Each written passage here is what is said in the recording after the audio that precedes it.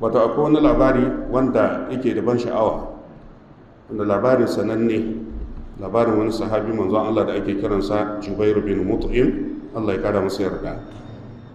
Wato shi Jubair bin Mut'im yana daga cikin manyan mutanen Makka bayan an gama yakin Badar.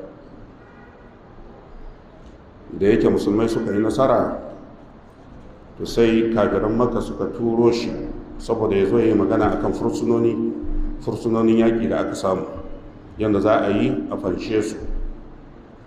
To da ya tashi daga Makka ya zo Madina, wanda shi da kansa yake ba da labari a bayan ya musulunta, ya ce sami'tu nabiyya ya qara'u fil maghrib. Abin da ya faru, ya ce faqadimtu, na taho Madina fi fida'i usara badrin, saboda magana game da fursunonin yaƙi da aka samu a yaƙin Badar. To da ya taho bayan la'asar,